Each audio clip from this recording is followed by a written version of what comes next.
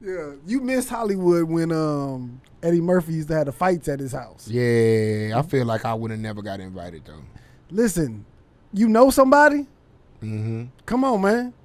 Come on, we going. We But see, that's the we thing. going to Eddie Murphy house. That's part of the reason why. And I got some really, really famous ass partners and people that I would consider friends in the industry. You know what I'm saying? Like, but when I'm with them, I'm still the regular dude in the group. So like I'm not used to a whole lot of star shit. Case in point, I never forget my man Ryan Davis was doing some shows in Dallas. So I'm from Dallas. I pull up. He's like, hey man, do these shows with me this weekend. Cool, no problem. He's like, hey, let's go to a mall or something. I was like, you want to shop or you want to hoe watch? A little bit of both. Okay, take him to the Parks in Arlington Mall. Mm-hmm. You can get you a little bit of shopping in, and you can watch you some quality hoes from the food court. So we get through making our rounds. Now we finna go chill in the food court and people watch for a little bit. I saw this dude out the corner of my eye, just looking at us, just standing there. And I went back to my food. When I lifted my head back up, he was gone. I didn't think nothing of it.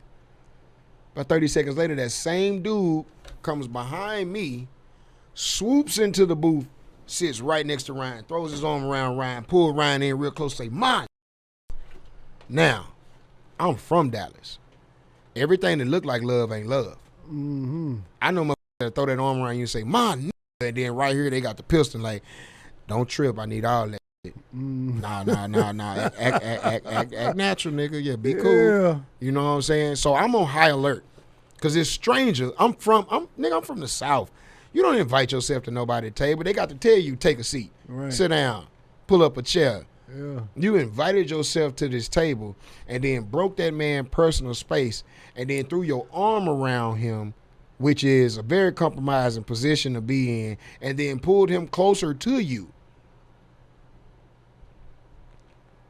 I'm from Texas. It's on me. Mm-hmm. I'm about to let your ass have it in this food court. Ryan looks across, sees my whole bristled up, and he goes, "What's up, dude? You want to take a picture?" Dude like, hell yeah. Pull the phone out. Get the picture with Ryan. My nigga, he's like, "I appreciate the love, baby."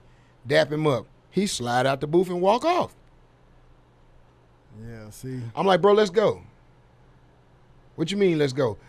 I'm on 10 right now, G. My nerves is on edge. I'm literally sweating at this point. Because I just watched your whole life get taken right in front of my eyes. I just watched the nigga rob you right in front of my face. I thought I was here protecting you, and I took my eyes off the situation for a quick second. For a quick second, I went right back to just two dudes hanging at the mall. And I forgot that you somebody out here. And I was quickly reminded by this nobody that slid in the booth that you somebody at all times. Mm-hmm. I said, oh no, I don't think I'm ready to be no celebrity. Because once you become a public figure, you're a public figure the minute you leave your house. Once you enter into a public space, you can no longer have time to yourself. You can no longer be in your own zone. You can't be out with your wife and your kids if somebody recognize you as Dante from the Tap In podcast. You got to walk up and be that in that moment. Yeah. So that alone, I think I've self-sabotaged a lot of different things that would have given me access to them Eddie Murphy parties and shit like that. Like the fact that I don't do cocaine has uninvited me to a whole lot of shit. and it would be all right if I had never said out loud that I don't do cocaine. And then I say it like that. Cocaine? Boy, I don't do no cocaine. They like, oh, hell no, we ain't inviting that nigga. Yeah. Not with that judgmental ass tone. Yeah. You can't bring me off in here and then educate me to that. You can't bring me to a party, and then when I get to that party, that's when you want to educate me that you are in a same-sex couple, in a same-sex relationship, and I never knew that about you. Don't wait until I'm in your house. Don't wait until I'm somewhere that I thought was a safe space, and then educate me to a proclivity that you have that I did not know before then. Whatever that proclivity is.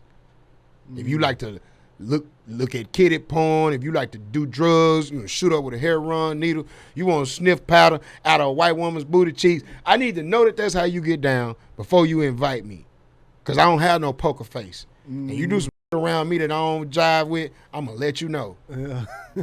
You got me over here doing, bruh. Y'all niggas on. Is that a white woman booty I just saw you sniffing out of? Hey, man, I'm calling my Uber. You is in here.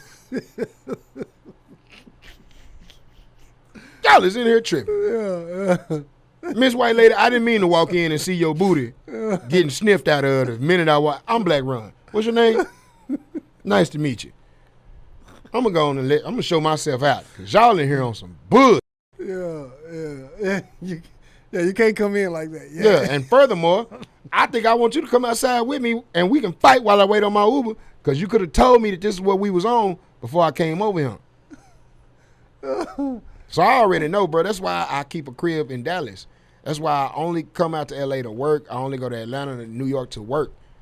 Number one, the cost of living and the traffic is long enough not to make me want to be there permanently. But then on top of that, bro, I'm just used to a real regular, degular way of life. I don't know how to be no star at the grocery store. Nah, that ain't where you supposed to be the star. That's where you gotta. Hey, let me get my private space, man. I'll take a picture, whatever, later. But let me get my private space, man. You know what I mean? I think people, because you so real the way you are, I think people will respect that. Where they will be like, you know what, my bad. You know what I mean? I'll give you your private space. Because I've had times where, even with other comedians, where I'd be like, yo, what's up, man? I'm like, yo, chill, man. Let me post up. You know what I mean? And I've just been fans of them. Right. But you know what I mean? It's respect. We went so long without having those type of adoring fans. Yeah. That I don't know how I'm gonna react to having those adoring fans. You get a certain rush of dopamine just from telling you your was hot in a comment on a YouTube or tweet or Instagram post. Mm-hmm. The few people that have recognized me out in real life is like, man, they know me. Just imagine if everybody know you. I don't know. Bruh, fame is one of the most addictive drugs out there. It is. How many hits do it take before you hooked? One. All right then. So if it's that easy to get addicted to being famous, most people have to get burnt out before they become, hey, let me get a little personal space. But the first half of that, you like, yeah, come on. Anybody can take a picture. Stop, interrupt you in the meal. Okay, you remember, I used to be a really big Kanye fan. Mm-hmm. I think it's on the Late Registration album. Mm-hmm. He got a song called Roses, where he talks about his grandmother being in the hospital on life support. Mm-hmm. And how the whole family rushed to the hospital from all over the world, including him, because rather than send roses, we the roses. Yeah. But the first lines in the song is, I know it's past visiting hours, but can I please give her these flowers? Which is why he said at the end, we the roses. So when the lady say, yeah, you can go put some flowers in there, the flowers is all 12 of us, ma'am. Mm-hmm. It's not 12 long stem roses. But he's saying, he goes through this whole process like, the doctor said she can't handle the procedure because her heart can't take the anesthesia. I asked the nurse, did you do some research? She asking me, can you sign some T-shirts? Is you smoking reefers? You don't see that we hurt? In other words, even in this very human moment, you can't separate me from what I do? I don't necessarily know if that's a life I want, Dante. That's why I stay behind the scenes. That's why I'm not really famous, because I'm known as the dude that write for everybody.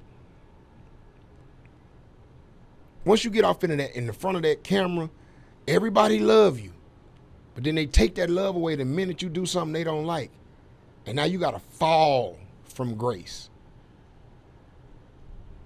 They shoot you to the moon. You do something that everybody like, it go viral. Now everybody with you. They never knew your politics. They never knew what you believed in. They never knew what you think about. They never cared to know. Mm-hmm. You've always been vocal about it, but they didn't know you then. Mm-hmm. They like you now because of what you're doing now. So then they love you now. Now they want to go back and retroactively support everything that you did before they became knowledgeable of who you are. And now they got problems with what you used to say and what you used to do, who you used to be. Yeah. Now they want to come in and counsel you. Yeah. It's like, motherfucker, how can you counsel me and you were never the one that got me to this point? You were never a subscriber. You got a trial membership and now you trying to counsel me?